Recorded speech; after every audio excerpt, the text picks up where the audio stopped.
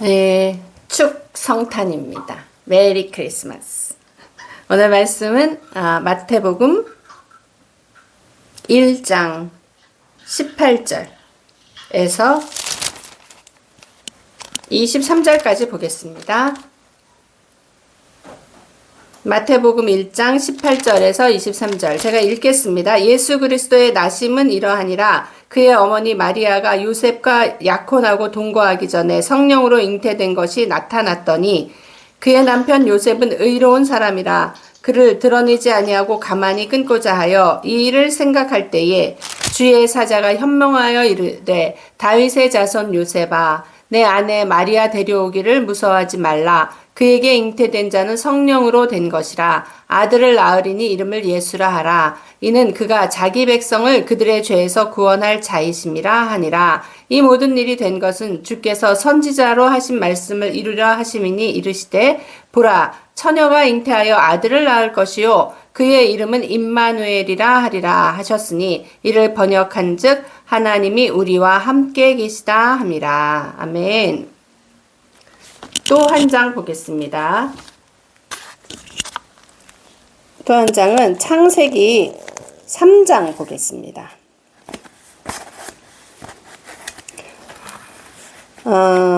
창세기 3장 15절 16절 두 절 읽겠습니다. 내가 너희로 여자와 원수가 되게 하고 내 후손도 여자의 후손과 원수가 되게 하리니 여자의 후손은 내 머리를 상하게 할 것이요 너는 그의 발꿈치를 상하게 할 것이니라 하시고 또 여자에게 이르시되 내가 내게 임신하는 고통을 크게 더하리니 내가 수고하고 자식을 낳을 것이며 너는 남편을 원하고 남편은 너를 다스릴 것이니라 하시고. 아멘.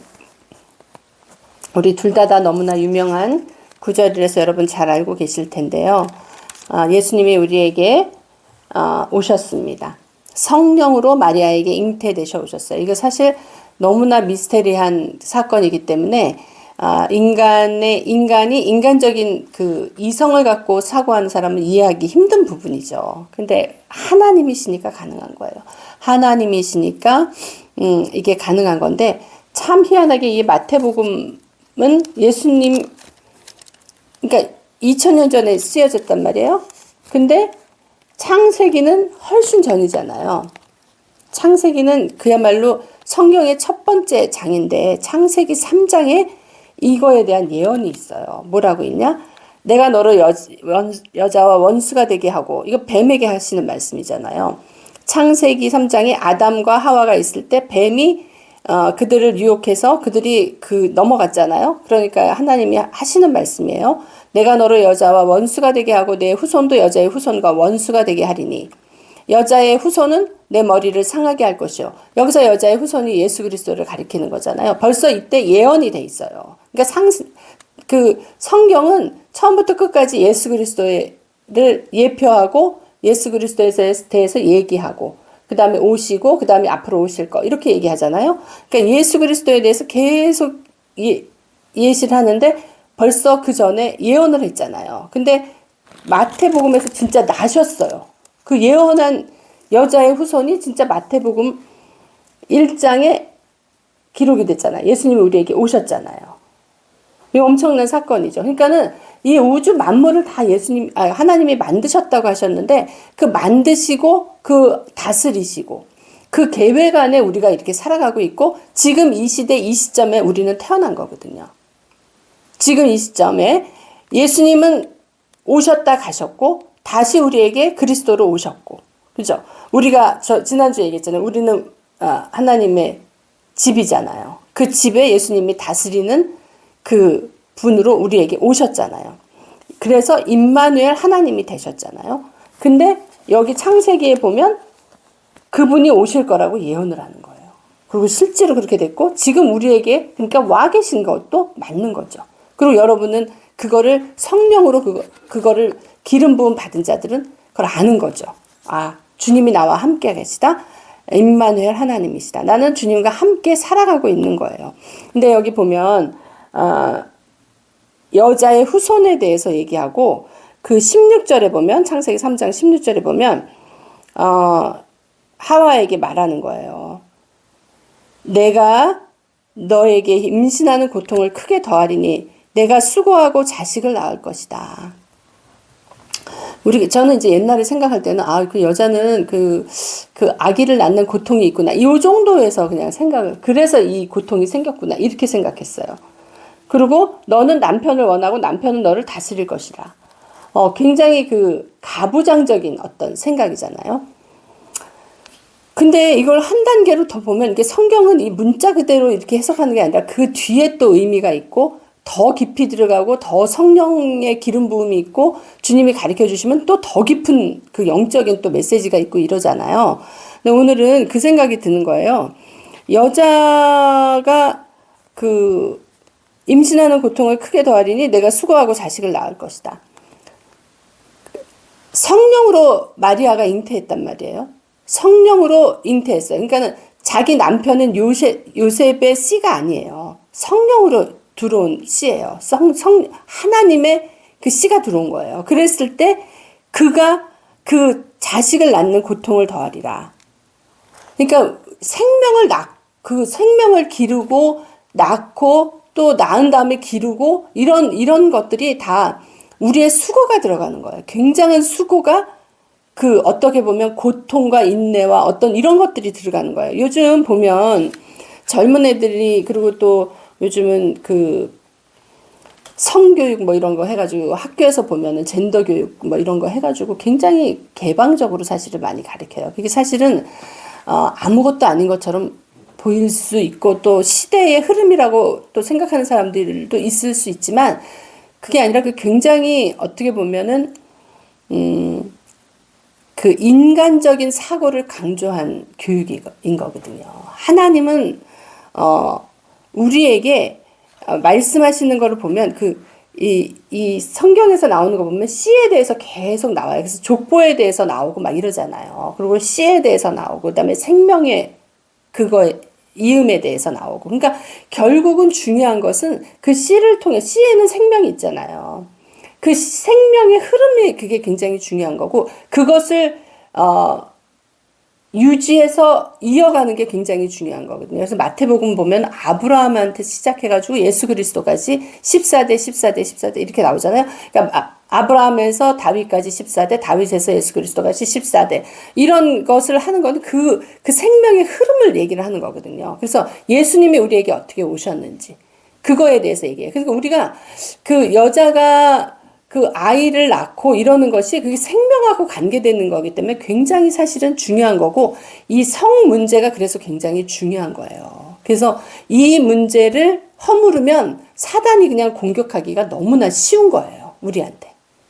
그래서 젊은 애들, 아주 어린 애들부터 그런 어떤 아주 악한 생각이죠. 그런 걸로 인해서 성 문제에 대해서 완전히 사고를 개방적으로 하게 하잖아요. 근데 이 개방적이라는 게 이게 상당히 어떻게 보면 안티크라이스트적인 게 뭐냐면 그것을 통해서 생명이 오는 거거든요. 그래서 사단은 항상 여자의 자궁을 공격하는 거예요. 그래서 이런 어떤 불륜 이런 게 그냥 어떤 이런 도덕적인 문제가 아니라 그런 것을 통해서 우리의 생명을 공격하는 거예요. 하나님의 씨가 와야 되는 그 생명을 공격하는 거예요. 그래서 굉장히 이게 깨어 있어야 되는 부분인데 이것을 마치 인간의 인권하고 관계된 것으로 이렇게 포장을 해가지고 그것을 무너뜨린다. 이거는 굉장히 적그리스도적인 움직임인 거죠. 그래서 우리가 이 부분에서 깨어 있어야 되고 사실 이걸 교육을 시켜야 되는 거거든요. 그래서 이 성 부분은 굉장히 신성한 거예요. 하나님의 뜻이 들어가 있는 거예요. 하나님이 그것을 통해서 생명을 이어가시는 거거든요. 하나님의 씨를 이어가시는 거거든요. 굉장히 그래서 유대인의 결혼 문화를 보면 지금 마리아랑 요셉도 정혼한 상태잖아요. 정혼해서 1년 뒤에 이제 한 집으로 들어가거든요. 그러니까 정혼한 기간도 이들은 결혼한 시간이에요. 이미 유부남 유부녀가 된 상태야. 정혼을 하면. 그렇지만 그들이 합방을 안 해요. 그럼 그 때를 기다리면서 하는 게 있거든요. 가나안 혼인잔치라는 비디오인데 거기에 보면 너무나 자세하게 나와 있는데 그거를 기다리면서 그들이 준비를 해요. 신랑 신부를 맞을 준비를 하거든요. 그러니까 이렇게 어떠한 굉장히 신성한 어떤 그건데 그것을 아무것도 아닌 것처럼, 그리고 심지어는 이런 순결 문제를 잃어버려야지 성에서 해방이 되고 인간이 자유한 것처럼 그게 굉장히 안티크라이스적인 거거든요. 너무나 적그리스도적인 어떤 사상을 집어넣는 거예요. 그래서 그거를 다 파괴를 하면 애들이 타락하기가 너무나 쉽고 그 기준이 없이 살게 되는 거죠. 왜냐하면 하나님이 이 땅을 창조하시고 지금 이런 계획이 있잖아요. 창세기 3장에 앞으로 여자의 후손을 보낼 것이고 몇천 년 뒤에 예수 그리스도가 오고 이런 계획 안에 하나님의 점진적인 어떤 그림을 이루어가고 있는데 거기서 그거를 다 흐트러보게 해서 이런 건 아무것도 아니야. 그냥 너네 맘대로 자유롭게 살아. 그리고 너네가 즐겨. 이런 쾌락 위주로 그냥 이렇게 그냥 몰고 간단 말이에요. 그러니까 그런 문화가 굉장히 세상적인 문화로 접해져 있어가지고 더 막 사람들이 쉽게 타락을 하고 쉽게 그 사상을 무너뜨리는 거죠. 하나님으로부터 멀어지게 하는 단초가 될 수 있는 거예요. 너무나 기본적인 거를 무너뜨려 버리니까. 그래서 이게 지금 요즘 세대의 사실은 문제죠. 그래서 사단은 우리가 아무것도 아닌 것처럼 보이지만 이 미디어나 뭐 이런 거를 통해서 벌써 우리에게 너무나 많은 작업을 하고 있어요. 그러니까 우리는 이거 깨어서 이걸 봐야 되는데 깨어있지 못하고 어린 상태에서 무방비하게 받아들이는 애들은 그냥 이게 뭔지 모르고 그냥 받아들이고 휩쓸리고 요즘은 다 그래 이런 식으로 그거에 넘어갈 수 있는 거예요. 그래서 사실은 임신하는 고통을 크게 더하리니 내가 수고하고 자식을 낳을 것이다. 그게 이게 아이를 생산할 때 고통뿐만 아니라 그건 이제 피지컬리 그렇게 오는 고통이고 그것뿐만 아니라 우리가 생명을 하나 낳고 그 생명이 자라기까지 생명이 어떠한 열매로 나타나기까지는 굉장히 고통과 수고가 따르는 거예요. 그리고 너는 남편을 원하고 남편은 너를 다스릴 것이다. 그렇게 생각하면은 무조건 남편한테 순종해야 되겠다. 옛날에는 막 이렇게 살아야 되는 건가 보다. 이런 생각도 한 적이 있어요, 사실은. 왜냐면 내가 신앙을 갖고 있으니까. 근데 어떻게 보면 이게 하나로 더 들어가 보면 이 남편은 우리 예수 그리스도예요. 우리는 그의 신부잖아요. 예수님이 우리의 남편이라고요. 나는 신부로 준비되고 있는 거고. 그러니까 우리는 예수님을 끝까지 원하고 그 예수님이 우리를 다스려야 되는 자들이거든요.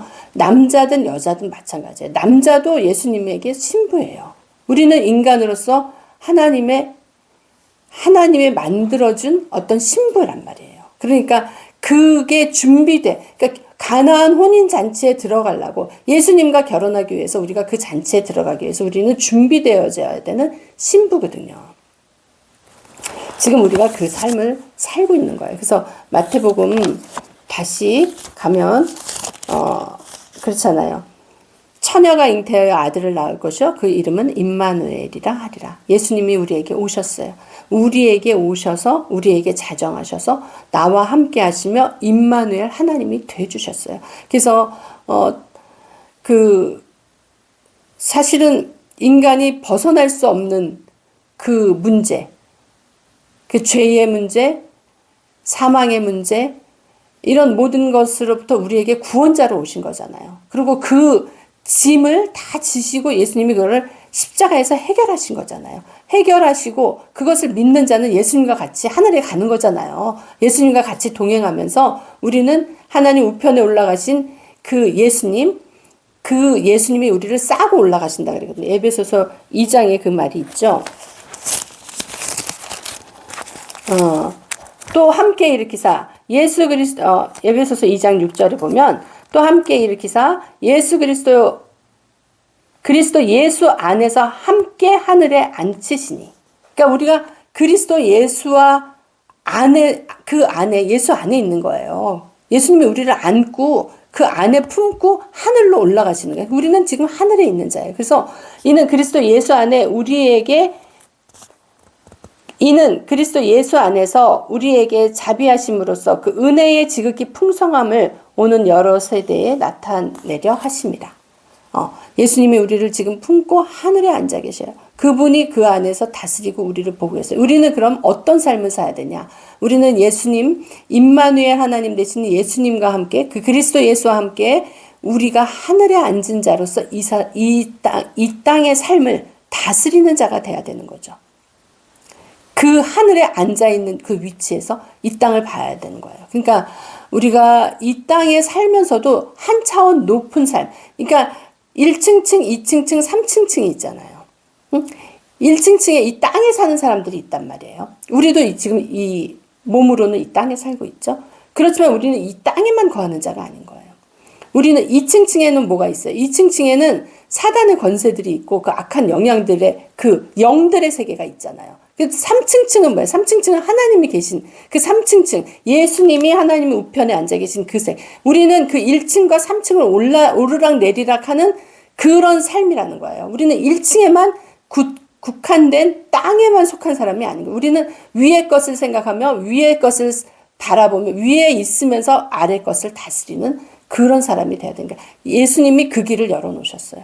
예수님이 내가 그 올라가서 오르락 내리락 하면서 그 삶을 살 수 있는 그 길을 열어놓으셨어요. 그래서 나는 오늘도 3층층에 있는 그 하늘의 삶, 그 하늘의 풍성함, 그 완전한 삶을 갖고 땅으로 내려올 수 있는 자격이 있는 자예요. 그런 권세가 있는 자예요. 그래서 그 삶을 우리가 이 땅에 내려와서 이 땅에 평화를 줄 수 있는, 예수님이 그러신 것처럼 우리도 그럴 수 있는 그런 권세가 있는 자들이에요. 그래서 이 땅에서 주의 하늘의 평강을 줄 수 있는 자, 그 하늘의 그 평화를 줄 수 있는 자. 우리가 이 땅에 예수님이 오신 것처럼 오늘 이 땅에 우리가 작은 예수로서 이 땅에 그 평화를 줄 수 있는 자로 살아가야 될 줄로 믿습니다. 그것이 하나님이 우리에게 오늘 성탄에게 주는 메시지고, 우리는 그 풍성함을 나눠주는, 그 하늘의 신령한 것을 나눠줄 수 있는 그 통로, 그 축복의 통로로 이 땅에 살아가야 될 하나님의 자녀, 예수님의 신부인 것을 이 시간 선포하며 하나님께 영광을 올립니다.